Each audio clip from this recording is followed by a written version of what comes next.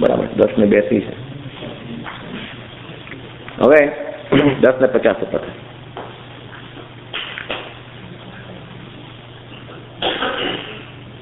આપણે જે અત્યારે આદેશ માંગ્યો કે સજાએ સંદીસાઓ, સજાએ કરું, બેસણે સંદીસાઓ, બેસણે, એવો અમારે ત્યાં પણ આદેશ માંગવો પડે. હવે જ્યારે અમે પોષણ લીધેલો હોય અને સવારના પ્રતિક્રમણ કરીએ, રાઈ પ્રતિક્રમણ કરીએ, એ વખતે પાછા બીજા આદેશ માંગવા પડે છે. એમાં અમુક આદેશ એવા હોય કે ગુરુની રજા વિના, ગુરુ જ્યાં સુધી ના કહે ત્યાં સુધી અમે કંઈ કામ કરી ન શકીએ. તો બહુ મજાનું ક્યાં થતું હતું કે અમે એ લોકો પ્રતિક્રમણ કરવા બેસીએ, સાધુ ભગવંતને સવારે બોલાવીએ, એ અમને પોસો લેવડાવીને ચાલે જાય, સાધુ પછી બેસે નહીં.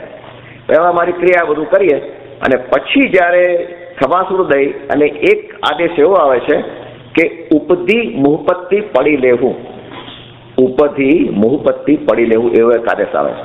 એટલે શું કરે સાધુ ભગવાન, એમાં એક જણ અમારામાંથી, જે અમારે એક સુરેશભાઈ કરીને હતા, એ સુરેશભાઈ બિચારા he was such a nice person, very knowledgeable, અને એમને નહીં તો મેં તમને ગયા વખતે કરેલું લગભગ 100-200 સ્તવનો અને સજ્જાઓ યાદ હશે. બધી ક્રિયા બધી રોજ કરવાવાળા, માસ ખમણ કરેલું છે, અઠ્ઠાઈઓ કરેલી છે. અને આ સુરેશભાઈ દરરોજ દર વખત અમારી સાથે અઠ્ઠમ કરે અને એના ઉપર નીવી કરે. એક અઠ્ઠમના પારણે નીવી, અઠ્ઠમના પારણે, પારણું તો કરવાનું જ નથી, અઠ્ઠમ અને નીવી, અઠ્ઠમ અને નીવી સતત ચાલુ હોય ઉપદાનની અંદર, ચાલુ ઉપદાનમાં. એમને ઓલરેડી 45-47 કરેલું છે, પણ અમારી સાથે એક કરતા હતા. 20 સ્થાનકની હોળી પણ અક્ષમથી કરે, બોલો. અને એ તમે એ ખરેખર મારા માટે રોલ મોડલ બની ગયા, એમ કહું તો ચાલે, કે I learn a lot from હિમ.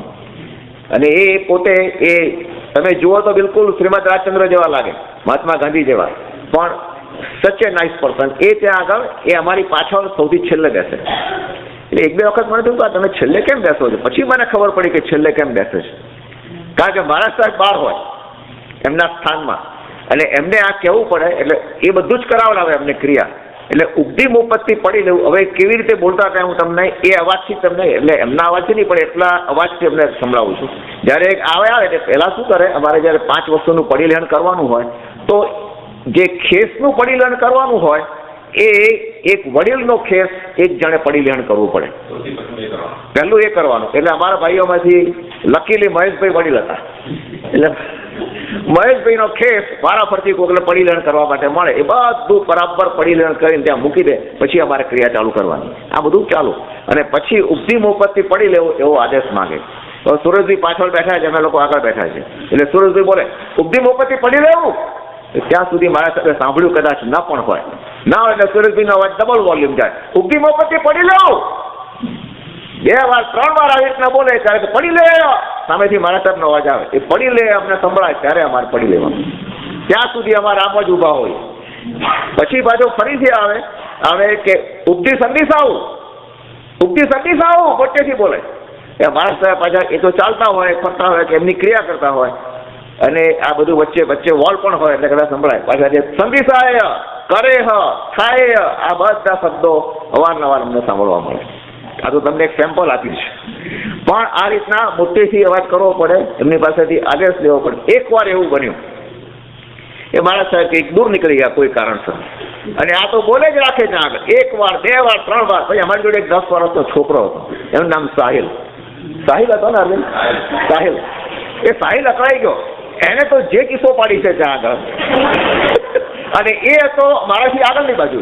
એટલે મારા સાહેબ ફરતા ફરતા પેલી બાજુ આવ્યા હતા. એને એની બૂમ સાંભળીને કે કરે હા, સીધો અવાજ સાંભળો, ત્યાં આગળ બધાને થયું હા કે આદેશ મળી ગયો, આદેશ મળ્યો. હવે આ બધું આવું બધા મજાના પ્રસંગો બધા બહુ આવતા હતા. આવી રીતના કોઈ વખત આવું થતું હતું, અને એકાદ બે વખત એવું પણ થયું કે બહેનોનું કંઈક લાંબુ ચાલ્યું હશે, બહુ લાંબુ ચાલ્યું, ને અમારું તો અટકી ગયું હતું, ને બધું પતી ગયું ફટાફટ.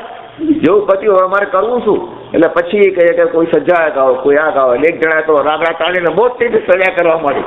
એટલે બોલે એટલે મોટેથી બોલે, તો પેલા બહેનો કહે કે અમારે ડિસ્ટર્બ થાય નહીં ખરું. આ બધું ચાલ્યા કરે. પણ મૂળ શું છે, સાથે રહેતા હોઈએ સત્સંગ જેવું, એટલે ખૂબ મજા આવે. અને આ થઈ ગયું. હવે તમને હું પહેલા દિવસની વાત કરું. પહેલા દિવસે તો અમે એમને જ ત્યાં આગળ સુઈ જવાનો વારો આવે, સંથારા ઉપર સુઈ ગયા. એટલે બધા તો આમ હિંમત જઈએ કે એકબીજાને આશ્વાસન આપીએ પાછા કે કંઈ જરૂર નથી. આ તો આવી મજા ક્યારે મળે, સંથારા ઉપર સુઈ જવાનું ક્યારે આપણા ભાગ્યમાં હોય. એટલે સુઈ ગયા હું જોઉં કે બધા પડખા ફેરવા કરે, પેલો આમથી આમ ફરે, આમથી આમ ફરે, ઊંઘ નથી આવતી, આમ તેમ બધું ચાલ્યા કરે. એ તો બ્લેન્કેટ ઓઢીને સુઈ તો ગયા. સુઈ ગયા ને થોડી વાર થઈ અને પાછું ગુન ગુન ગુન ગુન ગુન અવાજ આવવા મળે. મેં કીધું હા આટલો સુંદર અવાજ ક્યાંથી આવવા મળે? જોઈને ખોલ્યું તો પેલો ફરતો હતો. એટલે આખું માથું ઓઢી લીધું. માથે ઓઢે તોય બધું અવાજ આવ્યા કરે, ઊંઘ જ ના આવે બિલકુલ. આમ ફરીએ આમ ફરીએ, પણ છતાં કાચી પાછી ઊંઘ તો થોડી આવી ગઈ. આમ થાકેલા પાકેલા હતા બધા, 100 ખમાસણા દીધેલા ને, 100 લોગસના કાઉસર, એટલે ઊંઘ તો આવી ગઈ થોડી. અને એવામાં લગભગ 2:30 વાગ્યા હશે અને એક ભાઈએ કોઈને કંઈક માથું કરવા જવા ઊભા થયા તો હું આ બાજુ સુઈ ગયો. છેલ્લો હું હતો આ બાજુ અને પેલી બાજુ દરવાજો હતો પાછળ. એટલે હું તો સેફ હતો, જે ઊભા થાય એ જઈને દરવાજા પાસે જઈ અને બહાર નીકળી જાય. આ ભાઈને ખબર નહીં ઊંઘમાં છે કોણ, ઊંધી બાજુ નીકળ્યા. એ બારણા બે બાજુ હતા પણ બીજી બાજુ પડદો ઢાંકેલો. ઊંધી બાજુ નીકળતા મારો હાથ હતો ત્યાં, હાથને જરા ઠેસ લાગી મારી ઊંઘ ઉડી ગઈ. મેં જોયું આ કોણ છે? એટલે પછી મેં કહ્યું તમે આ બાજુ, એટલે સોરી મારી ભૂલ થઈ ગઈ, મિચ્છામી દુક્કડમ, મારે આ બાજુ જવાનું. તમે પણ મિચ્છામી દુક્કડમ કીધું પણ મારી ઊંઘ ઉડી ગઈ. એટલે હું તો ત્યાં આગળ મેં કીધું કે આ માણ ઊંઘ આવી છે ને પાછું ત્યાં પાછું પેલું ગણગણાટ ગુંજન ચાલુ થઈ ગયું. મારે દિવસ તો નીકળો, રાત તો નીકળી. અને પાછા પેલા ભાઈ આવ્યા. હવે જ્યાં મને ઊંઘ આવે ત્યાં આગળ એમનો એરિયા આવે એમ પડી ગયો, ઈચ્છા પડી ગયું. આ શું કરો છો?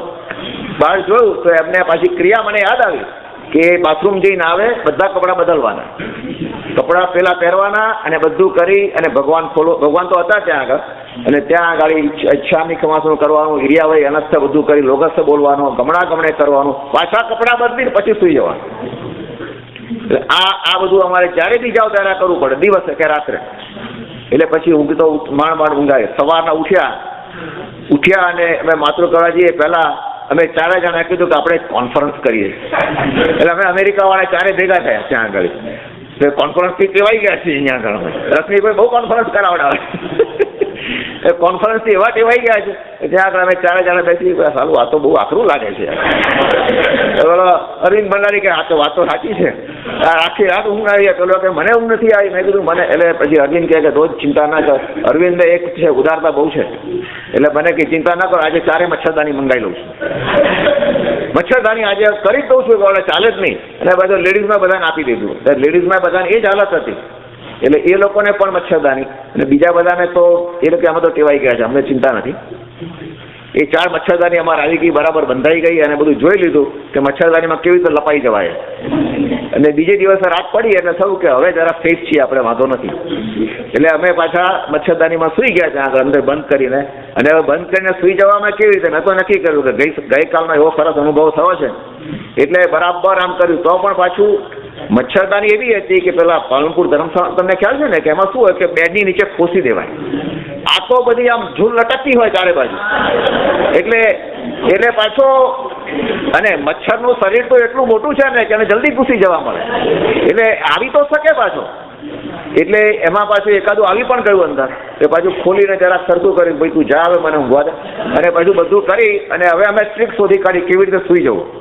એટલે સુઈ જવા માટે અમે શું છે, મેં કીધું 1 મિનિટ જો આપણે એ રીતે કરીએ તો સ્પાઈડરમેન તો આપણે જોયેલું છે ને. એટલે અમે પેલા મચ્છરદાની લટકતી હતી ને એ બધી મોટી હતી. અરવિંદે બહુ મોટી મચ્છરદાની ઓર્ડર. એટલે અમે સુઈ ગયા પહેલા અને મચ્છરદાની આમ લપેટી અને આમ ગોળ કરી એવી રીતે સુઈ ગયા કે હવે કોઈની તાકાત નથી, મચ્છર આવે. પણ મચ્છર બંધ કર્યા પણ પેલો મજબૂત ગુંજન તો ચાલુ હોય પાછું. પાછો બ્લેન્કેટ ઓઢીને સુઈ જઈએ. પહેલા 2 દિવસ ગયા છે એ ખરેખર તમને કહું કે થોડું આર્તધ્યાન પણ થયું હશે. ખોટું શું કરાશે, થોડું આર્તધ્યાન થયું પણ હશે. અને પાછું બીજે દિવસે ઉપવાસ, બીજે જ દિવસે ઉપવાસ હતો પાછો, એવું નથી. અને બીજો દિવસ ઉપવાસ તો હજુ ચલાવી લે, પણ ત્રીજે દિવસે 14 હતી પાછી.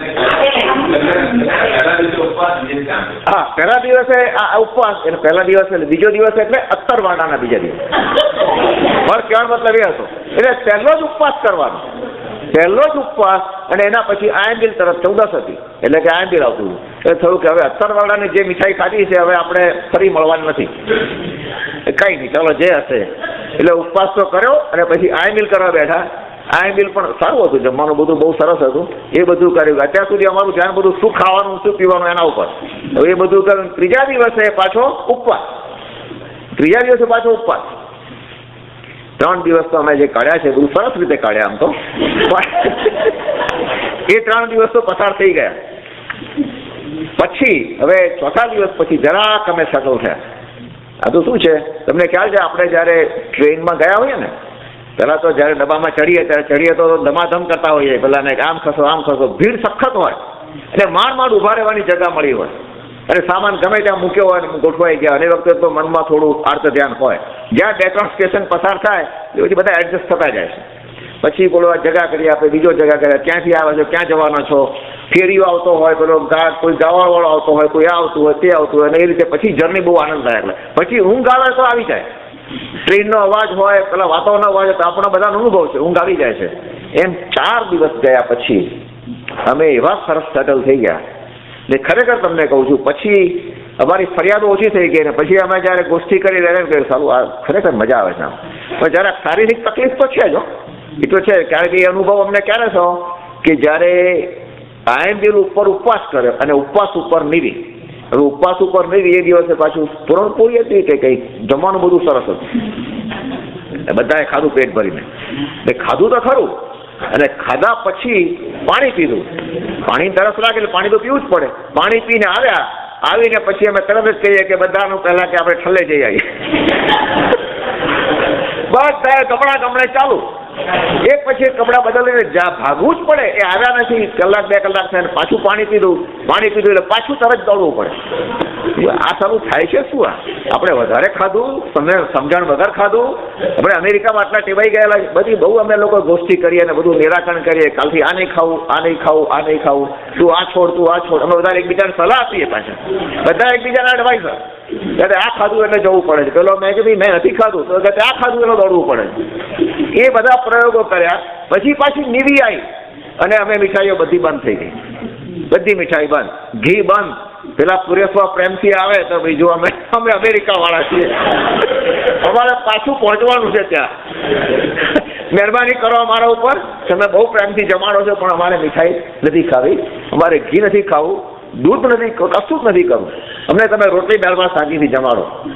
રોટલી કદાચ 1-2 વધારે કે પછી સૂકો મેવો પણ પાછું આવે ને, છેલ્લો તો 1-2 ખાઈ દઈએ ચાલો ને.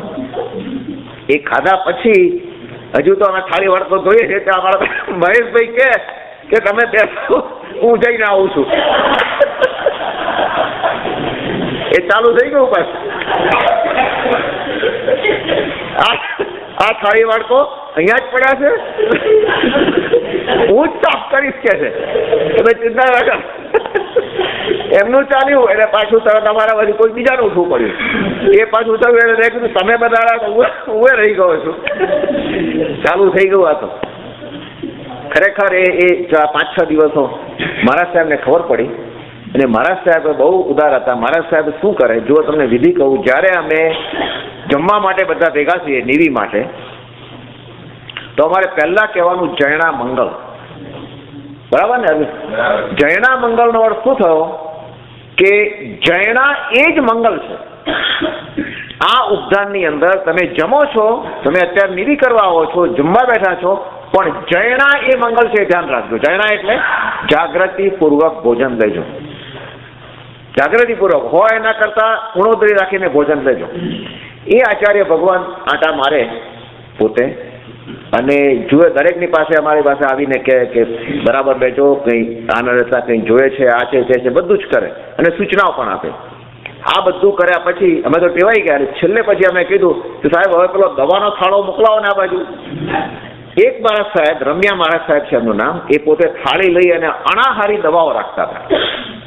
એ જાણતા હતા કે આ બધા નવા આવ્યા છે અને આ બને જ છે, આ કામ છે. એટલે અણાહારી ગોળી રાખે, એમાં ઝાડા બંધ કરવાની ગોળી, શરદીની ગોળી, થાક લાગ્યો તો એની ગોળી, કંઈ બીજા બધી જાતની ગોળીઓ, દવાઓ, તાવ આવ્યો તો આના માટે તે બધી ગોળીઓ રાખે. અને પાછળ એક ડૉક્ટર આવે, સ્ટેથોસ્કોપ લટકાવેલું હોય, એ એલોપેથીની દવાઓ આપે. પાછા અમે અમેરિકા પાછા કોઈ કહે ને અમે આ ગોળી તો અમને અણાહારી તો કંઈ અમને પેલી આપો જરાક, એટલે એડવિલ છે કે આ છે તે એવું બધું બફરીન જેવી ગોળીઓ રાખતા હતા. મહારાજ સાહેબે અમને છૂટ આપેલી હતી કે જ્યારે આવું કોઈ તકલીફનું કારણ હોય, તબિયતનું કારણ હોય તો મારા સાહેબને કે સાહેબ અમે આ ગોળી લઈએ, તો કે આ તમે લો. બને ત્યાં સુધી અણાહારી લઈએ, ન હોત પણ તમને કહું કે ગોળી લઈએ ને તો પણ પાણી એવું હતું સુરતનું કે અમને બધા અમેરિકાવાળાઓને એ પચ્યું નહીં. આ વાત નક્કી, પચ્યું નહીં કોઈને વહેલા, કોઈને મોડા, કોઈને વધારે, કોઈને ઓછું, પણ પચ્યું નહીં એ વાત નક્કી. અને એના કારણે થોડું તમને વજન પણ ઉતરેલું લાગે. તમને આશ્ચર્ય થશે, આઈ લોસ્ટ 20 pounds એ વખતે. પણ એક વસ્તુ તમને કહું કે આ બધું કરવા હોવા છતાં શારીરિક તકલીફો આવી. આજે મેં તમને કીધું ને કે જ્યારે આવા ડાયરિયા જેવું થઈ જાય અને એ પછી તો અમે એ નિર્ણય પર આવ્યા કે પાણી ઓછામાં ઓછું પીવું. વિચાર કરો, પાણી પેટમાં જાય નહીં. ખોરાક તો બહુ જ ઓછો કરી નાખ્યો અમે, અને પાણી ખાલી એક વખત તમે ઠામ ચોવિયાર કરે એમ કહું તો ચાલે, કશું જ લીધું નથી. એ પછી વાપરીએ જ નહીં, પાણી જ નહીં વાપરવાનું. અને લઈએ તો પણ કેટલું પાણી લેતા હતા આપણે. એક નાનકડું થોડું પાણી લઈએ, કારણ કે અમે પાણીના તો સમજી ગયા કે પાણી સાથે અમારે મૈત્રી કેળવવી જ પડશે હવે, નહીં તો છૂટકો નથી. એટલે એ બધું અમારે થઈ ગયું બધું જ.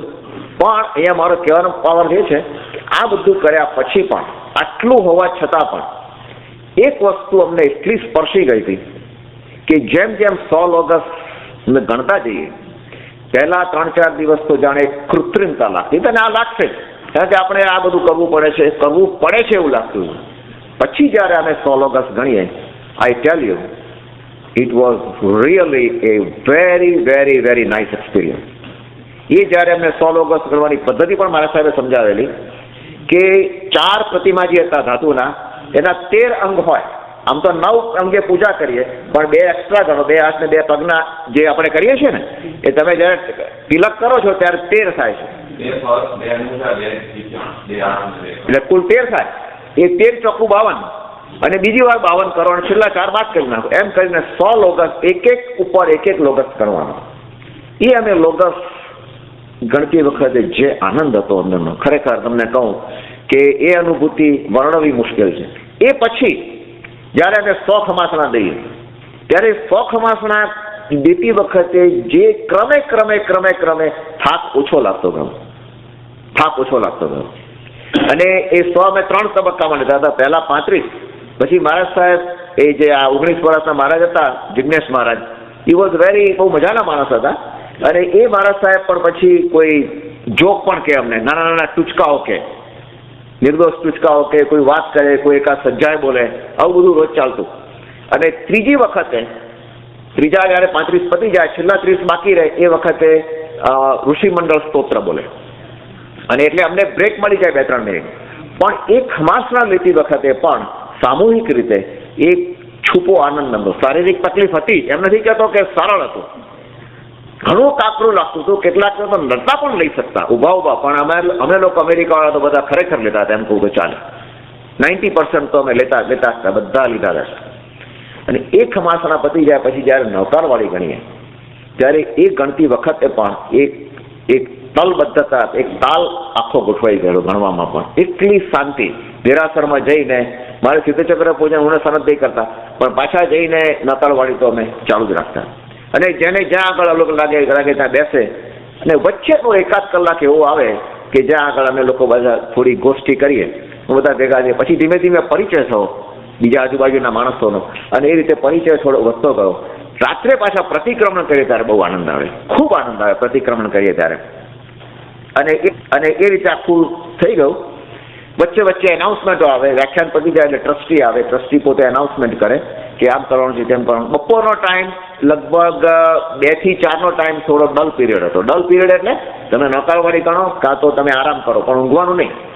ઊંઘો તો આડ પડી કહેવાય, આલોચના લેવી પડે. મારે આલોચના લેવી પડી હતી, કારણ કે ઊંઘ આવી ગયેલી હતી, આવું બનતું હતું. પણ બને આરામ તમે કરી શકો, આ બધું ચાલે. પછી કોઈ રિલેટિવ મળવા આવે તો તમે બહાર જઈ શકો, એ પણ એક આનંદ હતો. એ મને આનંદ, મેં પ્રવીણાને કીધું, મેં કીધું સુરતમાં હું માનું છું ત્યાં સુધી મને એમ લાગ્યું કે મને પંડિતજી ઓળખે છે, અને બીજા એક મારી ભાણી હતી એ ઓળખે છે. ભાઈ એટલા બધા જૂના ઓળખાણવાળા આવ્યા છે, કોઈ વાત નહીં પૂછો. આવે એક ભાઈ તો આવ્યા કે ચંદ્રકાંતભાઈ કોણ છે? મેં કીધું કોઈ બતાવ્યું કે આ છે. કે તમે મને ઓળખો? ભાઈ હું ઓળખું નહીં તમને. એટલે કે મેં તમારું નામ અહીંયા સાંભળ્યું, તમે અહીંયા આવ્યા છો, હું તમારા પેલા બેનનો ફલાણાનો સાડુભાઈ થાવ. મેં તું બતાવો. બહાર જઈને બેસીએ, વાતો કરીએ. મેં કોઈ જેની ઓળખાણ નથી એ લોકો પણ આવતા હતા ક્યુરિયોસિટી કે અમેરિકાથી ઉપદાન કરવા આવ્યા છે, અમેરિકાથી ઉપદાન કરવા આવ્યા છે. કોઈક ને કોઈક ઓળખાણ લઈ લઈને મને, અરવિંદ ભંડારી, અમે બધાને કેટલા લોકો મળવા આવ્યા છે કે કોઈ. અને એ પણ એક આનંદ હતો. એટલે કોઈની સાથે વાત થાય પણ ક્યાંય પણ સેલ ફોન ઉપર વાત નહીં કરવાની. કોઈ જો કરવું હોય તો પછી હવે અમે નવી સ્ટાઇલ શોધી કાઢેલી. ધારો કે મારે પ્રવીણાને ફોન કરવો હોય તો પછી એક જણ નંબર લગાવે અને હું ત્યાં વાત કરું ત્યાં આગળ. હવે આજે ચાલ્યું છે બધું ઇન્ડિયામાં પણ સાધુ મારે પણ હવે શું છે, દ્રવ્ય ક્ષેત્ર બદલાય એમ ચાલે. અને આ બધું જ અહીંયા આગળ સરસ થયેલું. હવે આચાર્ય મહારાજની વાત કરું તો આચાર્ય ભગવંત એ એટલા સરળ હતા કે કોઈ વાત નહીં પૂછો.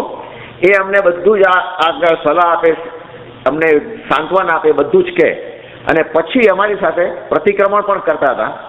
હવે આચાર્ય જ્યારે સત્સંગ થાય એ પછી હવે તમને જવું કે અમુક પીરિયડ એટલા સુંદર હોય છે આ ઉપધાનની અંદર. એમાં તમને મેં 2-3 વાત કરી. એક લોગસ્થ વખતે, એક નવકાર ગણતી વખતે, 100 ખમાસણા દેતી વખતે, પ્રતિક્રમણ કરતી વખતે, રાઈ અને દેવસી. ખરેખર સાધુ ભગવાન જોડે પ્રતિક્રમણ કરવાનો એક આનંદ જુદો છે. અને એ આનંદ, એ અનુભૂતિ એ વર્ણવવા માટે મારી પાસે શબ્દો નથી. તમે મને પૂછશો, અરવિંદને પૂછશો કે નીમુબેનને પૂછો, શૈલાબેનને કે સ્મિતાબેનને, ગમે તેને પૂછશો, એ શબ્દો નથી. અંદરનો જે આનંદ છે એનું એક જ કારણ છે કે શરીરને ગૌણ કરી નાખ્યું તમે. જ્યારે શરીરને ગૌણ કરો, ચોપડીમાં ઘણી વાર વાંચ્યું છે, સાધુ ભગવંતો માટે ઘણી વાર વાંચ્યું છે કે શરીર ઉપરનો રાગ ઉતારો તો અંદરનો રાગ થાય છે, અંતર્મુખ તમે થાવ છો. ઘણી વાર વાંચેલું પણ આ અનુભવ્યું. કારણ કે કોઈ ચિંતા નથી, દાઢી કરવાની નથી, આજે ગ્રોસરી લેવા જવાનું નથી, આજે કોઈ બીજી શિખામણો કોઈ સામેથી મળવાની નથી, કોઈ સજેશન આવવાના નથી. ના, હું તો જનરલ કહું છું. કોઈ વડીલને ત્યાં જવાનું નથી, કોઈને ત્યાં સગા સંબંધીને ત્યાં જવાનું નથી, રિસેપ્શનમાં જવાનું નથી, કાંઈ નાવાનું પણ નથી. હવે ક્યાં સવાલ કરો, બધી સાથે. અને એટલી પરમ, અને જમવાનું પણ લિમિટેડ. ઘણી વખત જમવાનું ને તો કરવાનું શું? હવે પછીનો જે આનંદ છે આ ક્રિયાની અંદર, અને જૈન ધર્મની અંદર એક ખૂબી છે કે જ્યારે પેટમાં કશું નથી હોતું અને બહારની જ્યારે કશું નથી હોતું ત્યારે અંદરનો ઉઘાડ થાય છે. આ તમને હું શબ્દમાં વર્ણવી શકું. આ અનુભવનો વિષય છે. જ્યારે તમને અનુભવ થાય ત્યારે જ ખબર પડશે. બહારથી તમે જોશો તો તમે માબારી ઉપર દયા ખાશો. જો 15 દિવસ પછી આવ્યા હો ને તો કે આ શું માંડ્યું ચંદ્રકાંતભાઈ, ચાલો ઘરે જ જઈએ. પણ અંદરનો જે આનંદ છે અનબિલીવેબલ. અને એ પછી અમારા ડાયલોગ પણ સુધારવા માંડે. અમે જે પુષ્ટિ કરીએ ને, હવે આમ તો મજા આવે છે ખરેખર. હવે આપણે આ કરવા જેવું છે. તમે અરવિંદ ભંડારીને કહી દીધું કે આવતી વખતે તૈયાર થઈ જાઓ પાછા. એની તૈયારી તો ક્યાં સુધી હતી? આચાર્ય ભગવંત જઈને કહે છે કે સાહેબ અમે 100 જણને લઈ આવીએ નેક્સ્ટ ટાઈમ. મેં અરવિંદને કીધું તમે ઓળખતા નથી આપણા ભાઈઓને, 100 જણની વાત ના કરો. આનંદ જુઓ, આનંદને કારણે આ કેવી રીતે આવે છે મનમાંથી. અને અરવિંદ ભંડારી સામે બેઠો છે એટલે હું એની સામે કહું છું કે આ શબ્દો હતા કે આપણે 100 જણને લઈ આવીએ. આ ક્યારે આવે? જ્યારે અંદરથી ભાવ જાગ્યો ત્યારે. એટલે ખરેખર તમને કહું છું. અને બપોરનો સમય તો કહેવાનું ભૂલી ગયો. બપોરે આજે અમારા આચાર્ય ભગવંત હતા જીતરત્ન સાગર, એ પોતે સૂર્ય મંત્રનો જાપ કરતા આખો દિવસ. વચ્ચે બહાર આવી જાય, આદિલ કરે, પાછા જાપમાં બેસી જાય. દરરોજ આયંબિલ એ જાપ કરે વખતે લક્ષ્મી દેવીનો પીઠનો જાપ કરતા. એમની એક રૂમની અંદર લગભગ નહીં તો 100, 200, 500 પાર્શનાથ ભગવાન અને લક્ષ્મી દેવી અને બીજા બધા મૂર્તિઓ, નાની સ્ફટિકની સરસ મૂર્તિઓ હતી. એ બધી સામે રાખેલી. કોઈને જોયો તો અમુક નકરામાં આપતા પણ ખરા, પણ એ છેલ્લે એ જાપ કરતા. અને એ જાપ કરીને પછી બહાર નીકળે. હવે એ વખતે બપોરના ટાઈમે એક ઘઉલી કાઢતા. ઘઉલી કાઢવી એટલે તમને બેન તો જાણે છે કે ચોખાનો સુંદર મજાનો સાથીઓ કરવો પડે, જાતના આકારના સાથીયા, મોટો સ્વસ્તિક કરવો પડે, નંદાવ્રતનો સાથીઓ. એ બધું ત્યાં આગળ કરે અને એના માટે બધા ચડાવવા લે એક પછી એક. તો વારાફરતી એમાં બધાએ ચડાવવા લીધેલા. તો એના 15,000નો ચડાવો, 15,000 રૂપિયા. એમાં વાંચતે ગાતે જવાનું. બધા ભેગા થઈને જાય, બધા ઉપદાનવાળા ભાઈઓ બહેનો વાંચતે ગાતે જાય થાળી ડંકો સાથે અને ઘઉલી કાઢે. આચાર્ય મહારાજ માંગલિક સંભળાવે કે એ બધું મંત્રોચ્ચાર કરે, એ સાંભળવા મળે. આ બધું અમને ત્યાં આગળ લાવો મળતો હતો. હવે તમને 2-3 જે વાત કરું છું. આચાર્ય ભગવંત સાથે અમે સત્સંગ કરતા. રાત્રે આચાર્યને બોલાવીએ. એમાં જે ચંદુ મહારાજ છે, જીનરત્ન મહારાજ, ચંદ્રરત્ન, બહુ ફિલોસોફિકલ હતા. એ ચંદ્રરત્ન મહારાજ સાહેબને તમને વાત કરું, છેલ્લા 16 વર્ષથી દરરોજ આયંબિલ કરે છે. એક પણ દિવસ છૂટું મોડું નથી.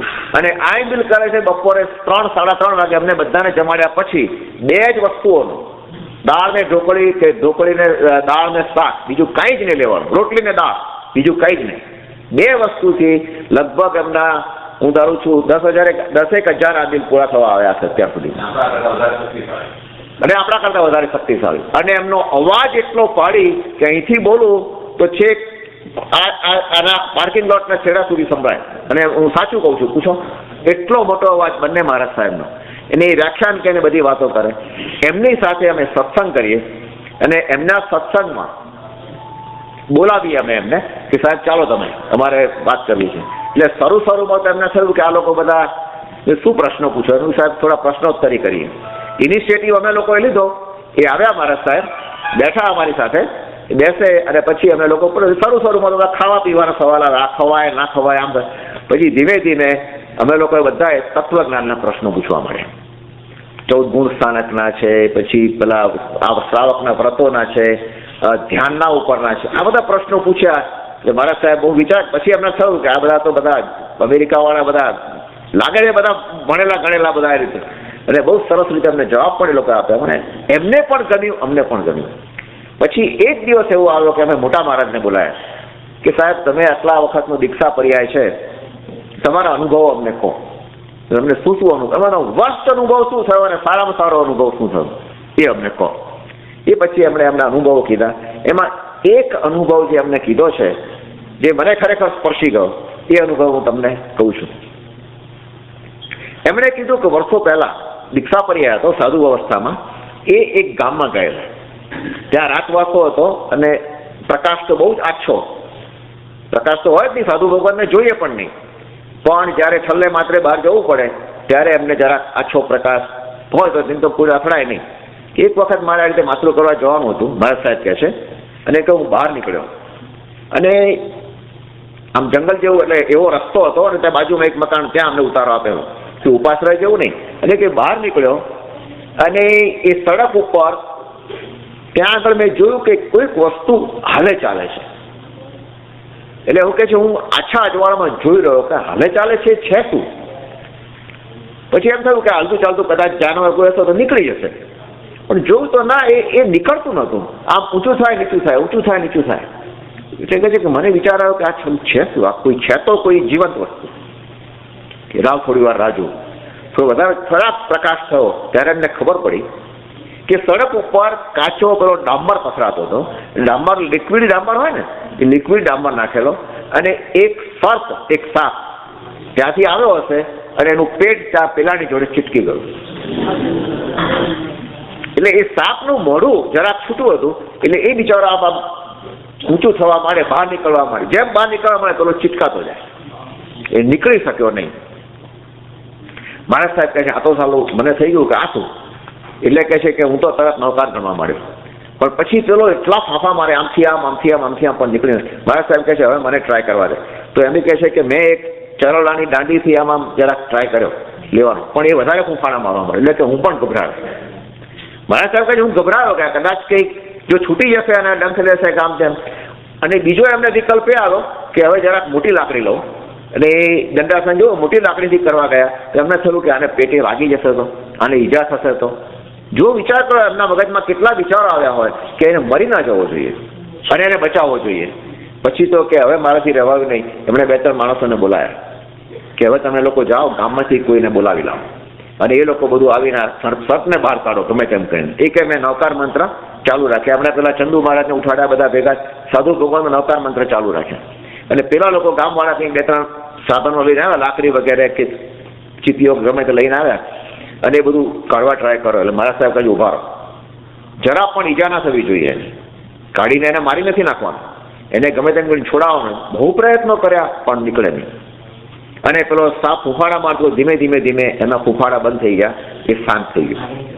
એ શાંત થઈ ગયો. આ બાજુ નવકાર મંત્ર ચાલુ હતા. પછી મારા સાહેબ કહે છે કે મને હવે હિંમત આવી. કે આ સર્પને હાથથી ઉખાડ્યા સિવાય બીજો કોઈ રસ્તો જ નથી. એ કહે છે કે હવે કોઈ રસ્તો નથી, આ લાકડીથી તો આનો એને ઘણી ઈજા થઈ છે અને ઘણી ઈજા થશે. તો કહે છે મેં હાથ પકડી અને આમ ખેંચવાનો ઊભો કર્યો અને મારા હાથમાં આવી ગયો. હવે જુઓ, વિચાર કરો કે આ સત્ય ઘટનામાં નવકાર મંત્રનો પ્રભાવ અને શુભેચ્છાના આંદોલનોનો પ્રભાવ કેવો છે કે એ સર્પ એક સહેજ પણ એને માથું ઊંચું નથી કર્યું, ચૂપચાપ ત્યાં રહી ગયો. કોના હાથમાં હતો એ? આચાર્યના હાથમાં, મારા સાધુ ભગવંતના હાથમાં, જેમણે આટલા નવકાર ગણ્યા, જેમણે આટલું એના માટે શુભેચ્છાઓ કરી. જ્યારે તમે કોઈના માટે શુભેચ્છા પાઠવો છો અહીં દૂર બેઠા બેઠા પણ, અને જ્યારે તમે સારું ઈચ્છો છો એના વાઇબ્રેશન્સ એને પહોંચે છે. જીવંત દાખલો, આ મને ટચ, આ એક્ઝામ્પલ મને બહુ સ્પર્શી ગયો. અને પછી કહે છે, મહારાજ સાહેબ કહે છે કે હવે આપણે એને મૂકી આવીએ. તો એ લોકો મૂકવા માટે ગયા અને ત્યાં આગળ દૂર એમ લાગ્યું કે હવે અહીંયાથી કોઈને નડે એમ નથી, આ ઝાડી જવું છે, ત્યાં મૂક્યો. ત્યાં મૂક્યા પછી કે હવે આપણે ઉભા રહો. સર્પ તો સાવ ગૂંચળું વાળીને પડ્યો રહેલો, અને જોયું કે જીવે છે કે શું છે. બધા ઉભા રહ્યા. જ્યારે પેલો આમ કરતો કરતો ઝાડીમાં છુપાઈ ગયો પેલી બાજુ, ત્યારે એ લોકો કે હા હવે બચ્યા. આ એમનો એક અનુભવ એટલો સરસ હતો, મને ખૂબ ખૂબ આનંદ થયો કે એક જીવને બચાવ્યો, એના સારા વાઇબ્રેશન્સ, અને આજુબાજુના બધાના લોકોને એક પાઠ મળ્યો કે જ્યાં સુધી તમારું બને ત્યાં સુધી બતાવો, અને એની સાથે તમે જો મૈત્રી કરો છો તો એ સામે પણ મૈત્રી મળે છે. મિત્તિ મેં સર્વ ભુવેસુ તો હજારો વખત આપણે બોલીએ છીએ, પણ જ્યારે સામાન્ય માટે આપણે સારું બોલીએ કે સારું કરીએ, સામેથી એકો પોઈન્ટ છે. જ્યારે આપણે બોલીએ છીએ એનો એકો સારો પડે જ છે. તો આપણને પાઠ શું મળે છે કે વ્યવહારિક જગતમાં મને તમારી સાથે મતભેદ હોઈ શકે, પણ જેટલા આપણે સારી ભાષામાં વાત કરીએ એની સામે પડઘો પણ એનો એકો પોઈન્ટ પણ સારો મળે જ છે. પછી બીજો એક અમને આચાર્ય ભગવંતે દાખલો આપેલો, બહુ મજાનો એક્ઝામ્પલ હતો, વ્યાખ્યાનમાં અમને દાખલો આપેલો. એ કહે છે કે શ્રાવકના 12 વ્રત ઘણા લેતા હોય છે. એમાં એક વિભાગ, એક અતિથિ સમ વિભાગ નામનું વ્રત આવે છે. અતિથિ સમ વિભાગ.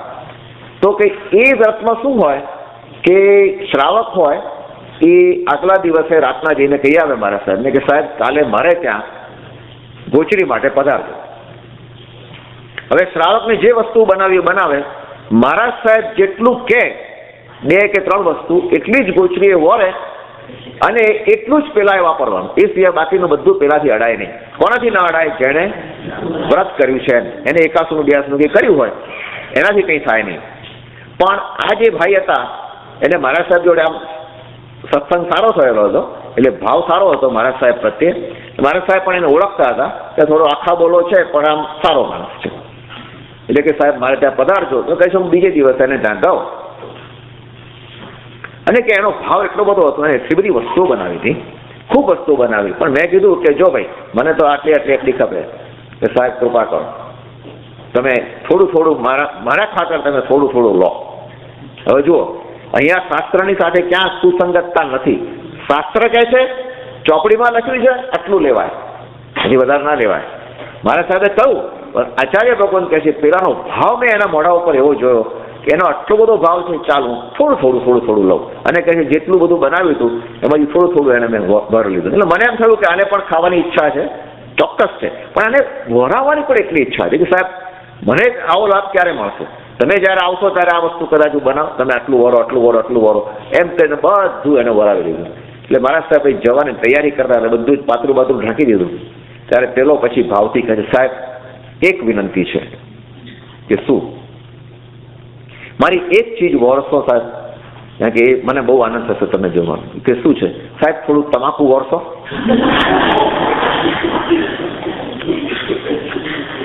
પેલાને તમાકુ ખાવાની એવી આદત, એવી ટેવ પડી ગયેલી હતી.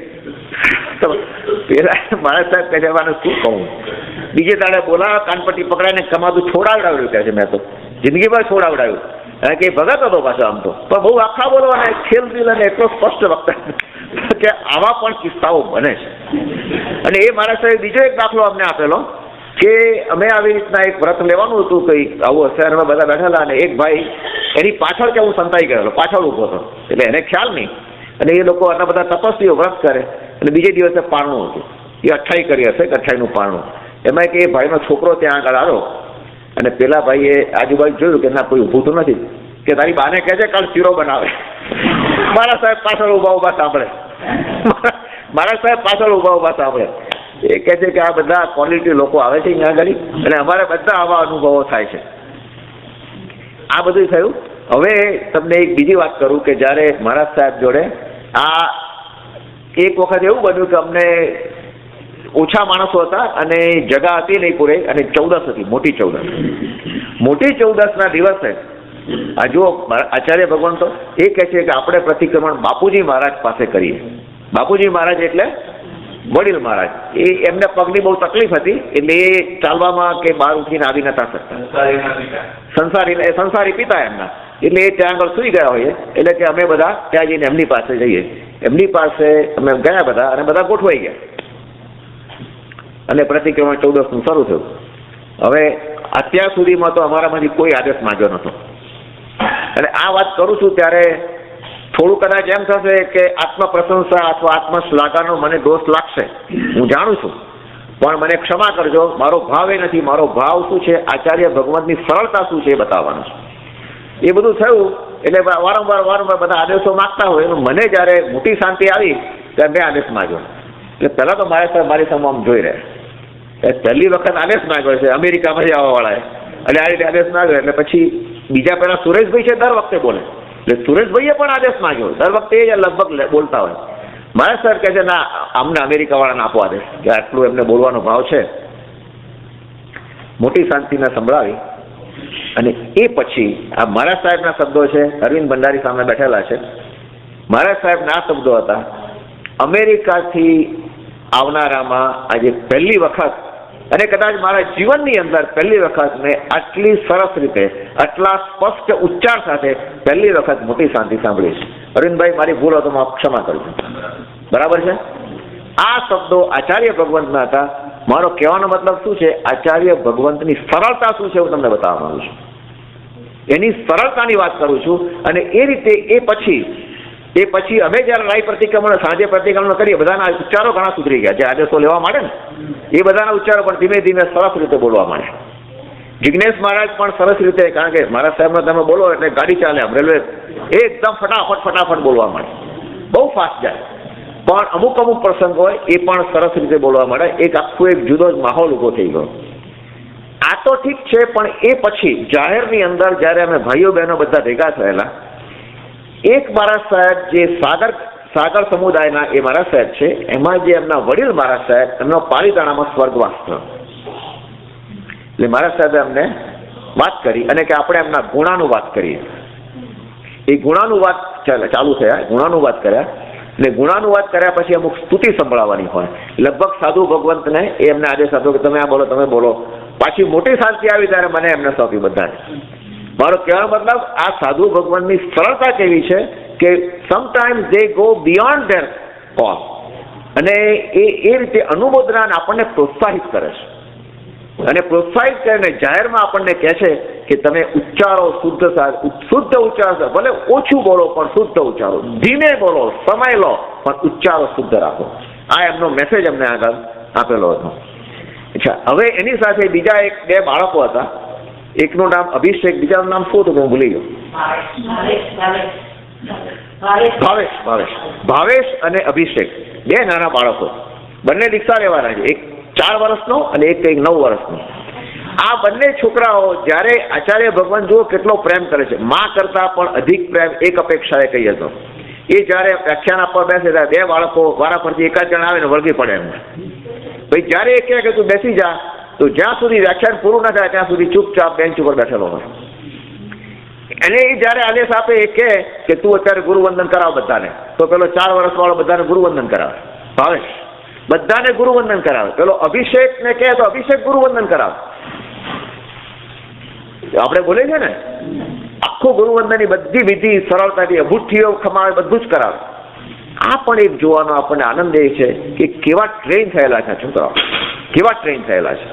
અને જ્યારે એમ લાગે કે થાકી ગયા છે તો આચાર્ય ભગવાન તેડી લે, એને બાથમાં લે, એને પંપાડે, એને સુવાડે, ખોળામાં સુવાડે. આ બધું જ શું બતાવે છે કે આ છોકરાઓ જ્યારે આગળ જશે ત્યારે એમને કયો સ્વાદ રહી ગયો હશે, સંસાર પ્રત્યે કેવી રીતે ભાવ આવશે. ભાવ જે છે આ સંયમ જીવન ઉપરનો એમનો ભાવ કેવી ચરમ કક્ષાએ, અને એક વાત તમને મજા રાખું, અભિષેકની વાત કરું છું. મને ખ્યાલ નહીં અને મારા હાથમાં ઘડિયાળ હતું અને હું ખમાસનું પેલો દેતો હતો, તો પેલો અભિષેક દોડતો દોડતો મારી પાસે આવ્યો. મને કહે છે, आपको घड़ी नहीं पहननी चाहिए, घड़ी निकाल दो. समझ गए ना? મેં કીધું સમજી ગયો ભાઈ, ઘડી કાઢી નાખી. મેં ધન્યવાદ આપ્યા, ધન્યવાદ આપ્યા. એવું ખરેખર ધન્ય છે તને, તે મને ચેતવ્યો. સામાન્ય ઘડિયાળ નથી, પણ મને આપકો નહીં પહેનના चाहिए એવી એની કાલી કાલી ભાષા બોલ્યો. મેં કીધું આ છોકરાઓ કેટલું સમજે છે. પછી તો મેં એની સાથે ઘણી વખત વાત કરી કે તારે તને શું આવડે છે, કે બધું જ આવડે, પ્રતિક્રમણના બધા સૂત્રો આવડે અને બધું બોલે છે. ખરેખર દીક્ષા લેવી છે, કે આ દીક્ષા લેવી જ છે. આ મહારાજ સાહેબનો માટે એક સાધ્વીજી મહારાજ અમને કીધું કે તમે મહારાજ સાહેબને કહો કે મા ઉપર વ્યાખ્યાન આપે, મા ઉપર. એટલે પછી અમે ગુરુ ભગવાનને વિનંતી કરી, સાહેબ અમે સાંભળ્યું છે કે તમે મા ઉપર વ્યાખ્યાન સારું આપો છો, બોલો. એટલે કે પેલા વિચાર કરીશ કે અત્યારે આ બધું, કારણ કે એ વખતે શું છે, આના ઉપર ઉદ્ધારને લગતા વિષયો ઉપર બધા વ્યાખ્યાન ચાલતા હતા, પંચ મહાવ્રત ને અણુવ્રત ને એના ઉપર. પણ અમારી વિનંતીને માન આપી અને એમણે મા ઉપર વ્યાખ્યાન આપેલું. એ વ્યાખ્યાન શરૂ કરતા પહેલા એમને કહેલું કે હાથમાં રૂમાલ રાખજો, બધાની આંખમાં આંસુ હશે. અને જે પાડી અવાજે બોલ્યા છે એ કહે છે 5,000-5,000ની પબ્લિકમાં એમણે આ રડાવ્યા છે લોકોને. અનફોર્ચ્યુનેટલી મારી પાસે રેકોર્ડર નહોતું, એટલે ટેપનો તો સવાલ જ ન હોય વિચાર કરવાનો. આપણે એમને એમ તો શું છે, સાંભળવા જઈએ ને તો કદાચ આવી રીતે બધા મૂક્યા હોઈએ, પણ ઉદ્ધારમાં તો કોઈ સવાલ ઊભો જ ન થાય. પણ હજુ મને એના થોડા સંસ્મરણો યાદ રહી ગયા છે. એક કોઈક વખત આપણે વિચારશું ત્યારે, પણ એના ઉપર એમને વ્યાખ્યાન આપેલું, ખૂબ સરસ વ્યાખ્યાન આપેલું. જ્યારે જ્યારે આપણે કહીએ કે સાહેબ આના ઉપર કહો તો એ લખો, એ મહારાજ સાહેબ જીતરત્ન સાગર મહારાજ સાહેબ એમણે 200 પુસ્તકો લખ્યા છે, 200. એમાં એક પુસ્તક ઉપર એમણે મને વાંચવા આપ્યું, આગમ પરિચય. એ કે તમે આ વાંચો અને છોકરાઓ માટેના કાર્ટૂનની અંદર, કાર્ટૂન હોય ને બીજા કાર્ટૂન વાત કરે છે, એ રીતના આખા કાર્ટૂન ઉપર બધા જૈન ધર્મના પુસ્તકો હમણાં નાની નાની પુસ્તિકાઓ બનાવી, હિન્દીમાં બનાવી છે અને ગુજરાતીમાં. એ બધી એમને આપેલી વાંચવા માટે. અમે લોકોએ જોઈ પણ ખરી અને વિચાર પણ કર્યો કે એક વખત આપણે અમેરિકામાં જઈશું, બતાવશું, પણ અનફોર્ચ્યુનેટલી લેવું ભૂલી ગયા અમે. પણ આગમ પરિચય એ અમે બધાએ લીધો, આગમ પરિચય લીધો, કારણ કે 45 આગમ ઉપર આગમ શું છે, આગમનું મહત્વ શું છે અને આગમમાં વપરાતા ગ્રંથોનું શું મહત્વ છે, બધું એની અંદર છે.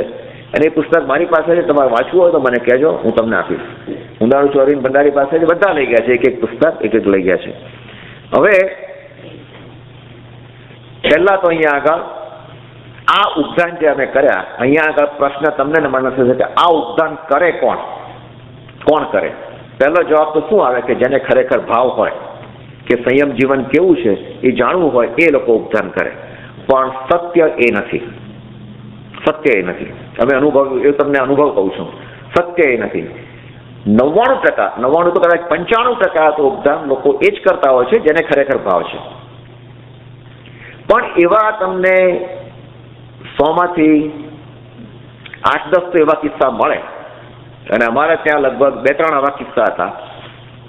હું નામ કે ઠામ કંઈ આપતો નથી, એવા કિસ્સા હતા કે જે લોકો ઉપદાન એટલા માટે કરે છે કે ખાવા પીવાની અગવડતા છે ઘરે, સંજોગો તદ્દન કથળેલા સંજોગો છે, સંજોગો સારા નથી, ઘરની પરિસ્થિતિ સારી નથી, અને આવીને ઉપદાન કરનારા પણ છે. એવા અમારા 47 કરવાવાળા એક ભાઈ હતા અમારા ત્યાં ભાઈઓમાં, બહેનોમાં પણ પછી મને ખબર પડી હતા.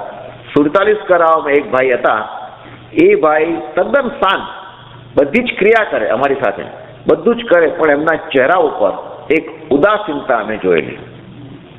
અમે લોકો બધા ભેગા થઈને કહીએ કે આ જરાક ચહેરા ઉપર આપણે આટલું બધું આમ એક્સાઇટેડ છીએ, પણ હમણાં ચહેરા ઉપર ઉદાસીનતા છે જરા. પછી ધીમે ધીમે વાત કરતા એક ભાઈએ અમને કીધું, એક જણાએ કીધું કે આ જૈન ભાઈ છે અને દરરોજ એ લારી ચલાવે છે, પ્લાસ્ટિકના કપ રકાબી અને પ્લાસ્ટિકના વાસણો વેચે છે, અને મેક્સિમમ જ્યારે સારામાં સારો દિવસ હોય ત્યારે મેક્સિમમ એ 35 રૂપિયા એમને મળે છે નફો, $1 થી પણ ઓછું. તે પણ પર ડે ક્યારે ગણાય સારો દિવસ હોય તો, બાકી તો એમને. અને એ પછી આવું જ્યારે હોય ત્યારે જોડાઈ જાય છે. એટલે શું છે 47 દિવસ નિરાશ. એકલા જ ભાઈ છે. એની મધર પછી ખબર પડી એની 80 વર્ષની માં છે. એ માં એના ભાઈને ત્યાં મૂકી દે છે અને એને ફેમિલીમાં બીજું કોઈ છે નહીં. એ ભાઈ એકલા આવી અને 47 દિવસ ઉભા. બીજું અંદર એક ઊંડે આશા હોય. આશા શું હોય કે જે માળ પહેરશે કે કોઈ મોટી માળ પહેરશે કે કદાચ કોઈ સોનાની ચેઇન જેવું કેવું પણ આપે. એટલે એ લેવાની ઈચ્છા નથી હોતી, પણ આ શું છે પેટનો ખાડો પૂરવા માટે આ બધું કરવું પડે. પછી આ વાસણો મળે, આ સંસારો મળે, આ મળે. વિચાર કરો તમે. આ જ્યારે સાંભળ્યું ત્યારે અમે કમકમી ગયા. અમે 4 જણા અમેરિકાવાળા કોન્ફરન્સ કરી કે આનું કંઈક કરવું જોઈએ. શું કર્યું એની ડિટેલ અમે કહેતા નથી, પણ પછી અમે લોકોએ કર્યું અને એને ખબર ન પડે એ રીતે એને પહોંચાડી પણ દીધું. એના 4-6 મહિના નીકળી જાય, પણ અમે અમારી રીતે કર્યું. પછી આગળ જતાં ખબર પડી કે અમારી સાથે એક બીજા ભાઈ છે. એ ભાઈનું નામ પ્રવીણ. સારો છોકરો છે, બહુ સારો હતો. એ છોકરો નોન જૈન હતો અને એ કોઈક શેઠિયાને ત્યાં રસોઈ કરતો હતો. તો આપણા ભાષામાં કહીએ તો કુક કે રસોઈયો કોઈ હતો. એ જ્યારે ઉદ્ધાન અમારી સાથે જોડાયેલો ત્યારે મને નજર કરી અમારી કે આ છોકરો બહુ ઇન્ટરેસ્ટિંગ, ઉત્સાહ બહુ છે એનો. સવારના બધાને ઉઠાડે. હવે જો કાચી પાકી ઊંઘ હોય ચંદ્રકાંતથી ઉઠો ટાઈમ થઈ ગયો, હવે 4:30 થઈ ગયા, જુઓ ટાઈમ, ઉઠો છલ્લે જઈ આવો, આમ કરી આવો, માત્ર જઈ આવો. બધાને ઉઠાડે, બધાને તૈયાર કરે. મોડું વહેલું કંઈ ભૂલ થઈ હોય તો તરત કહે અમને. એ પ્રવીણ, એ છોકરો નોન જૈન, એણે 47 કરીને માળ પહેરી લીધેલી છે આગળ માટે. એનો શેઠ કેટલો ઉદાર છે તમને વિચાર કરો. શેઠ જૈન છે અને આ છોકરાની આટલી ભાવના જોઈને એને કીધું કે તું 47 કરી આવ અને તું 35 પણ કરી આવ, તું 28 પણ કરી આવ, બધો તો લાભ લે. અને કોઈ ખાવા પીવાની તકલીફ નથી, પણ આ નોન જૈન આટલો બધો ઉત્સાહ અને આટલી રીતે હતો. એ પણ એક ગજબનો અનુભવ થયો કે આ પણ એક સમજવા જેવો અનુભવ છે. આ જે અનુભવ તમને કહું છું 2-3 કે જે આપણને એમ લાગે કે આ જરાક સ્ટ્રેન્જ લાગે, એવી જાતના અનુભવો થયેલા. અને એ લોકોની સાથે પણ અમે જ્યારે રહીએ કરીએ ત્યારે ખબર ના પડે તમને. પેલાએ પણ એમ જરા બી એની ગરીબી દેખાવા નથી દીધી. તો પૂછતા ખબર પડ્યું કે આ પોઝિશન છે.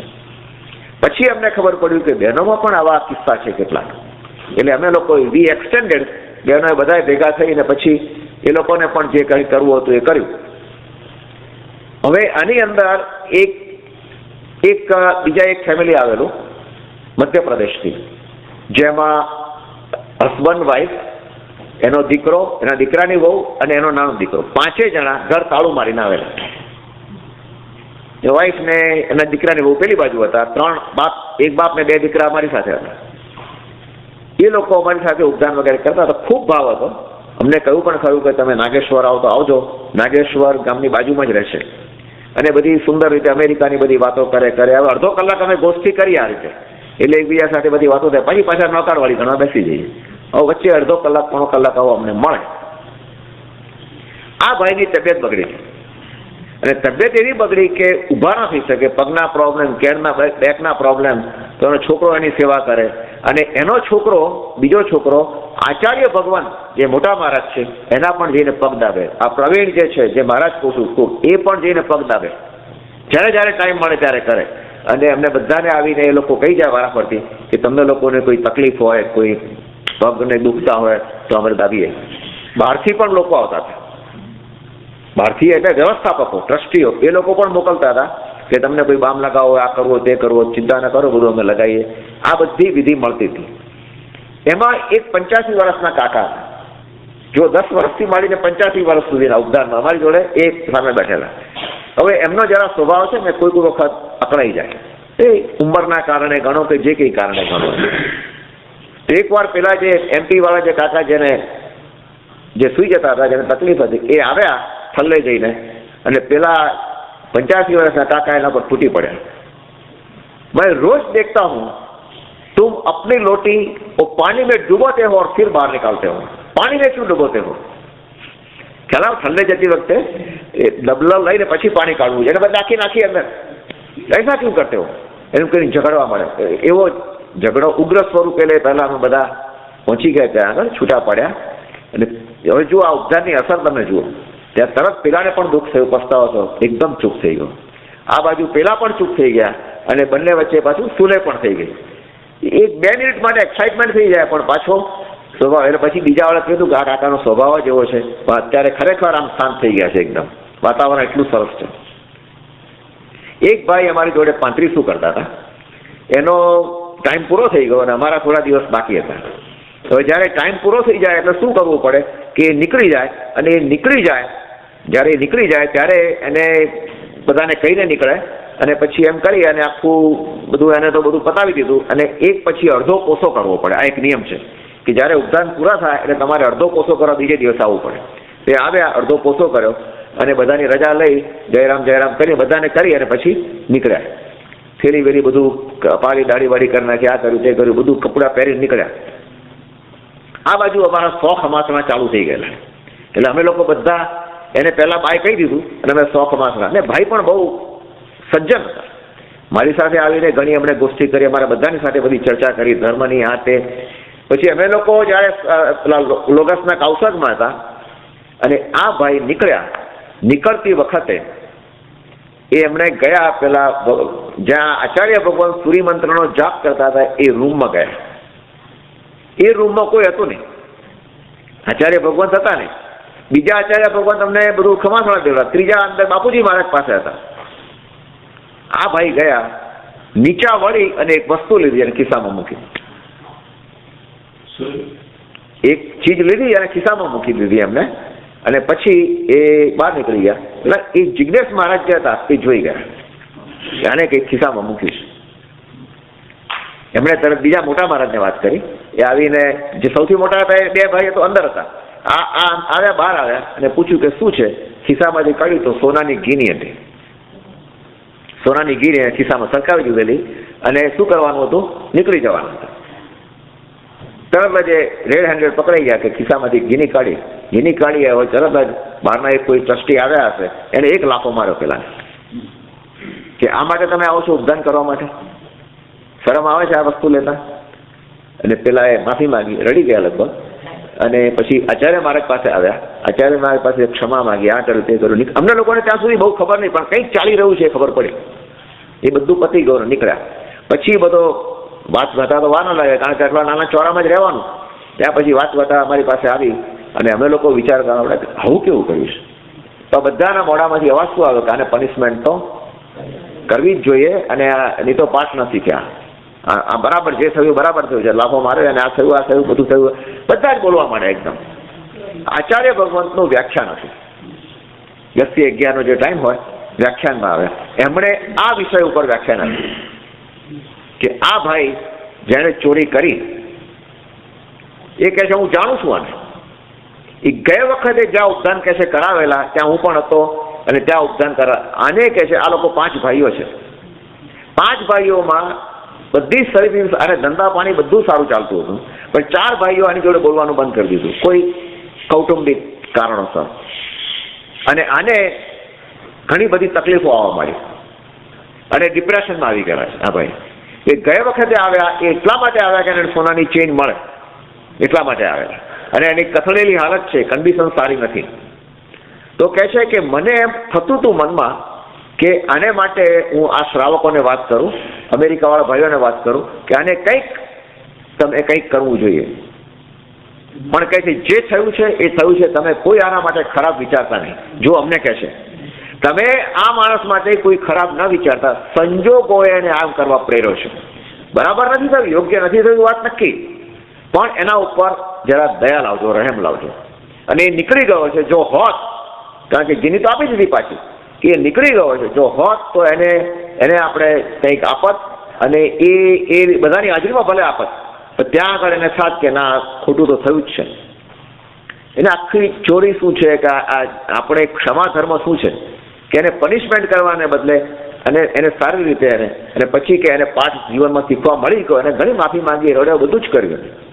આચાર્ય પાસે આવીને કહ્યું પણ કે જીવનની અંદર, એટલે મારો કહેવાનો પોઈન્ટ શું છે, આચાર્ય ભગવંતોની નમ્રતા, સરળતા, વ્યવહારિકતા કેવી છે કે ઠપકો આપવાને બદલે અને સારાને જે થયું એ સારું જ થયું, આ જ દાવનો હતો, આવામાં લોકો અહીંયા આગળ ટપકી પડે છે, કોઈ શબ્દો નહીં. અને ઉપરથી એમને જાહેર શું કરતા રોજ આચાર્ય ભગવાન કે જ્યારે જેમ જેમ દિવસો પૂરા થવા આવ્યા એમ બહુ સમય લગભગ થવા આવ્યો છે, એ 1 મિનિટ લઉં છું. હવે સમય થઈ ગયો છે એટલે આપણી જાગૃતિ તો છે જ કે સમય થયો એટલે તમે ચિંતા ના કરતા, હું લગભગ પૂરું કરું છું. કદાચ 4-5 મિનિટ થાય તો ચિંતા ના કરતા. હાજી 16,000 રૂપિયા મોકલાવે મહારાજ સાહેબે મોકલાવે. બોલો, વિચાર કરો, આ એમની કરુણા જુઓ તમે. આ સજ્જનતા, આ કરુણા, આ જીવનમાં આ શીખવાનું છે. અને આ હું તમને એક્સપિરિયન્સ પૂછે ને, આ અનુભવ આ કહેવાય. તમે આ વાતો સાંભળેલી હોય તો આપણે બી કહીએ કે વાલાને એને તો છોકવો જોઈએ, બરાબર, પોલીસને પકડાઈ દો, આમ કરો તેમ કરો. જરાય નહીં. કયા સંજોગોમાં કેવી રીતે આ સજ્જન જ્યારે આવીને આટલી સુંદર વાતો કરતો, આ કરતો, અને કેવી દુઃખમાંથી હશે જ્યારે ખાવાના ફાંફા હશે ત્યારે આ પોઝિશન આવી હશે. નહીં તો આ કરે જ નહીં આવી રીતે.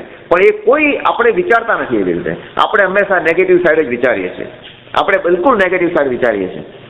અને એ રીતે આખું એમને કરાવ્યું અને એ પછી એ ભાઈને વિદાર કર્યા. આચાર્ય ભગવંતોની જે આ બધી વાતો કરીએ છીએ, બીજા તમને કહું તો આ ચંદુ મહારાજ, ચંદ્રરત્ન સાગર, એ મહારાજ જે આંબિલ કરતા હતા, એમનો પણ એટલા રમૂજી એમને એટલા પેટ પકડીને હસાવે કે તમારો બધો થાક ઉતરી જાય. ઘણી વખત ખમાસણા દઈએ ને તો કોઈક લોકો શું કરે, પૂરા નમે નહીં.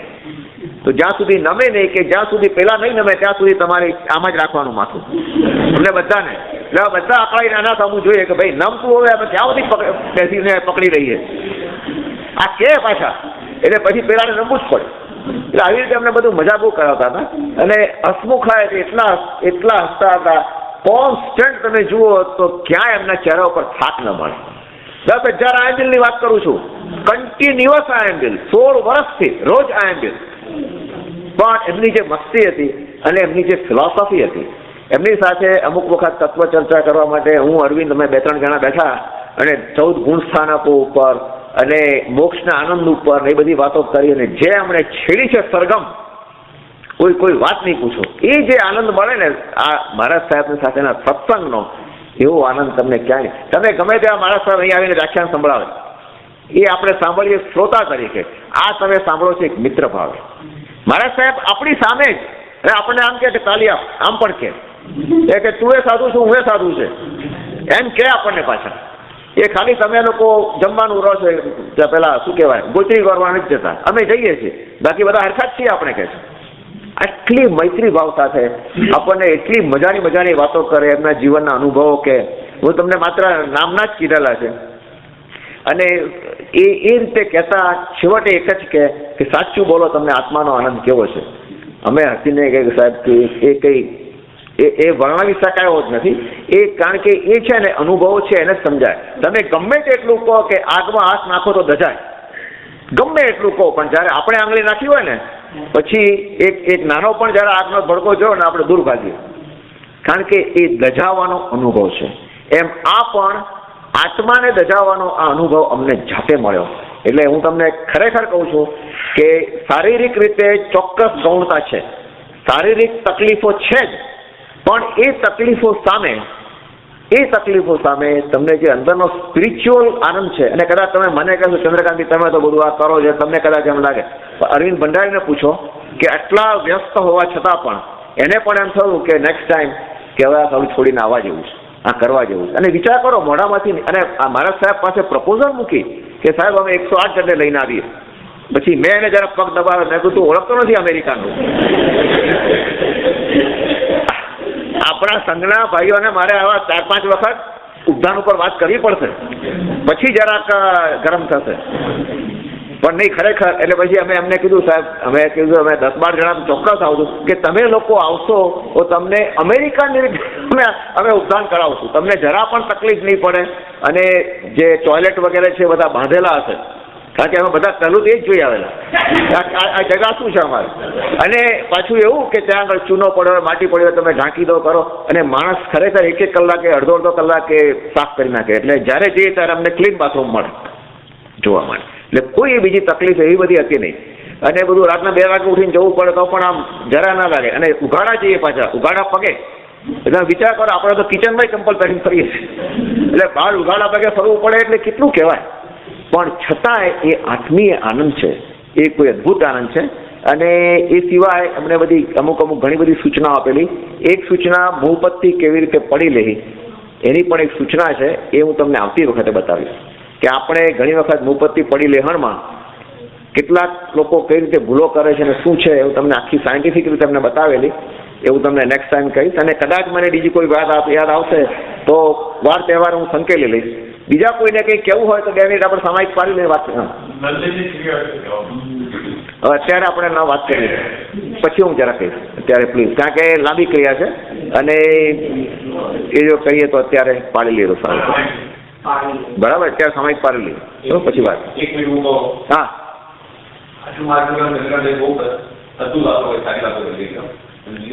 મારે એટલું જ આપતું ભાઈ કહેવાનું કે આમાં જાણે માને નથી, આ તમે માને જાણે છે. જ્યારે તમે કરો તો જ એમાં એક્ઝેક્ટલી ભાઈ એક જ વિનંતી કે જ્યારે અનુકૂળતા થાય ત્યારે અનુકૂળતા ઉભી કરીને પણ આગળ જવું એનો લાભ લેવો. આ લાભ લેશો તો એનો આનંદ છે, વાતોને જાણવાથી નહીં થાય આનંદ. એ તમારે જો તમારે જયારે પર્સનલી જવાની ઈચ્છા હોય ને તમે ગ્રુપ લઈને અમારી પાસે આવજો, 4 જણ પાસે બેસજો જરા, એટલે પછી થોડી વધારે વાતો કરશું. પણ નહીં, સિરિયસલી ઉપદાન. અને હું તમને બીજો એક આનંદના સમાચાર કહું. મારે ગઈકાલે સોમચંદ્ર મુરીસુની મહારાજ સાહેબ સાથે વાત થઈ અને ગઈકાલે મારે અમુક બાબતમાં પેલા ખુલાસા કરવા હતા. આપણે રાજયસુરી મહારાજ સાહેબ, રાજયસુરી મહારાજ સાહેબની આજે બર્થડે છે, એટલે બર્થડે નિમિત્તે મેં એમને ફોન કર્યો, એમના આશીર્વાદ માંગ્યા. સાહેબને કહ્યું ખરા કે અમે આ ક્રિયા કરવાના છીએ, એમને આશીર્વાદ માંગ્યા ને એમને આશીર્વાદ આપ્યા. સોમચંદ્ર સૂર્ય મહારાજ સાહેબને અમને કીધું કે આખી ઉત્થાપન વિધિ અમે ઉત્થાપન શું આઈ મીન શિલાન્યાસ વિધિ કઈ રીતે કરવાના છીએ બધું એમને સમજાવ્યું, એમને આશીર્વાદ આપ્યા. બધું તમારું સરસ રીતે થઈ જશે અને તમારા સંઘમાં બહુ આનંદ થઈ ગયો. પણ સોમચંદ્ર સૂર્ય મહારાજ સાહેબ આ ચોમાસું પાલિતાણા છે, 99 પાલિતાણા કરાવવાના છે અને ઉપધાન પણ કરાવવાના છે પાલિતાણામાં. અને પાલિતાણામાં દાદાના સાનિધ્યમાં બાજુમાં જ્યાં શેત્રુંજય ગિરિરાજ છે ત્યાં આગળ ઉપધાન કરવું એટલે એ ખરેખર લાવો છે. ઈચ્છા થતી હોય તો કરજો, અરવિંદભાઈને નામ આપી દેજો જેની ઈચ્છા છે. ખરેખર કરવા જેવું છે બહુ જ. અને કહીએ તમને સરસ રીતે તમને કરાવશું. અને સોમચંદ્ર મુરી મહારાજ સાહેબ એટલે એ પણ આપણા મિત્રના મિત્ર કહીએ તો ચાલે, એટલા પ્રેમથી વાતો કરે તમારી સાથે. બહુ જ નિખાલસ છે અને બહુ સરળ છે. એટલે 2 અરવિંદભાઈ, એક અરવિંદભાઈ ને બીજા અરવિંદભાઈ છે કે નહીં? હા, એ અરવિંદભાઈ તો ખાસ અરવિંદભાઈનો એટલું બધો એમને માટે માન છે કે સોમચંદ્ર સૂરી મહારાજ સાહેબ કે અશોકચંદ્ર સૂરી મહારાજ સાહેબને એક જરાક તબિયત બગડી હોય કે એવું સાંભળે ને અહીંથી દોડીને અમેરિકાથી ચાલ્યા ગયા છે. હા, અરવિંદભાઈ નલિનીબેન, જેમણે ગુરુ મંદિર પણ બનાવ્યું છે. એ આચાર્ય ભગવંતના નામ પાછળ ગુરુ મંદિર બનાવ્યું છે સુરતની અંદર. એટલો એમણે સમય, શક્તિ અને સંપત્તિનો ભોગ આપ્યો છે. અને એમને તો બહુ આનંદ થશે અને મારે એમને પણ લઈ જવા. એટલે આ બંને અરવિંદભાઈ સાથે આવશે અને બીજા બધા ઘણા આવશે. આપણે ઉપદાન કરવા જેવું જ છે અને ખરેખર જો સમયના સંજોગો હોય તો કરજો. ને સમય વધારે, મને ખબર છે 5 મિનિટ વધારે થઈ છે એટલે એનો દોષ નહીં ગણતા આપણે હવે સમય પાડી લઈએ. બરાબર છે?